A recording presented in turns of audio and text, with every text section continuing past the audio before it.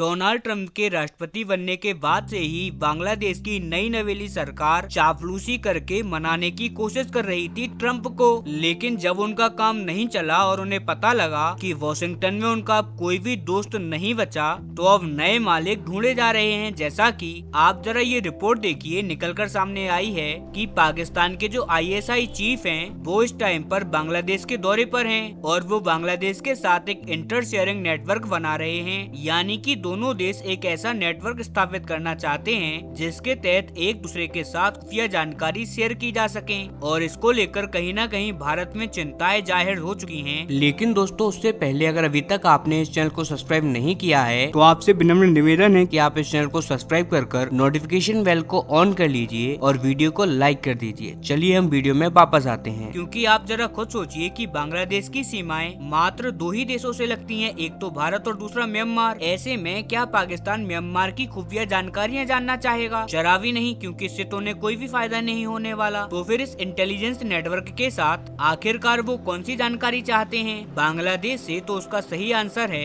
भारत। भारत के अलावा कोई भी इस नेटवर्क का टारगेट नहीं होगा। इसके अलावा अगर ये लोग इंटेल नेटवर्क तैयार कर लेते हैं तो ऐसे में ये किसे टारगेट करेगा? तो बिल्कुल भारत को। कहीं ना कहीं ये भारत के लिए ही खतरा बनेगा। लेकिन अब आपका सवाल होगा कि यार अब तो भारत को सतर्क हो जाना चाहिए, सावधान हमें हो जाना चाहिए। तो मैं आपको बता दूं कि सावधान और सतर्क होने का टाइम तो निकल गया है। अगर अब से 4 महीने पहले आप कहते कि भारत को सावधान हो जाना चाहिए, बांग्लादेश को लेकर हमें एकदम सतर्क और अलर्ट हो जाना चाहिए, तो ऐसे में हम आपकी बात समझते। लेकिन अब ऐसे में बात इतनी ज्यादा आगे बढ़ चुकी है कि सावधान और सतर्कता से काम नहीं चलने वाला। अब तो टाइम आ चुका है कि भारत बांग्लादेश के अंदर वो पुराना वाला खेल कर दे और एक बार फिर से अपना प्रभुत्व स्थापित करके इन्हें इनकी हैसियत निश्चित तौर पर बता दे। और ऐसा होते हुए अब दिख भी रहा है। आप जरा आपकी स्क्रीन पर देखिए, कुछ ही टाइम पहले की खबर है जहां एक तरफ दोनों देश मिलकर अपने नेटवर्क बना रहे थे, वहीं दूसरी तरफ भारत के विदेश मंत्री एस जयशंकर बैठक कर रहे थे अमेरिका के नए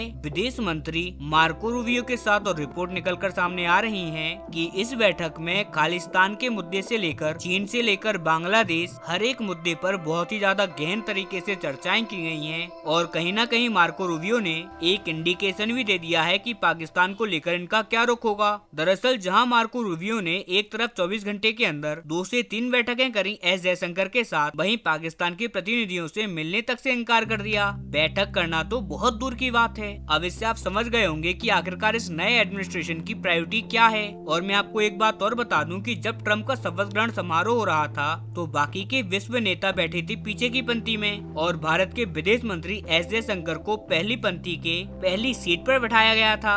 अब इससे आप समझ गए होंगे कि अमेरिका की इस नई एडमिनिस्ट्रेशन की भारत को लेकर क्या ही प्राथमिकताएं होंगी और ये भारत को कितनी ज्यादा प्रायोरिटी देंगे। और इसीलिए आप देखिए, ये जो खबर निकलकर सामने आ रही है कि दोनों देश आपस में जानकारी साझा करने के बारे में विचार कर रहे हैं और एक नेटवर्क बना रहे हैं, तो ऐसे में ये बांग्लादेश की सरकार के लिए ताबूत में आखिरी कील के काम करेगी। कुछ ही महीनों में यही अमेरिका जिसने बांग्लादेश के अंदर तख्ता पलट करवाया, ये एक बार फिर से खेल करवाएगा। और जब ऐसा हो जाएगा ना, तो मैं आपको इसी चैनल पर बताऊंगा। इसीलिए डू सब्सक्राइब दिस चैनल।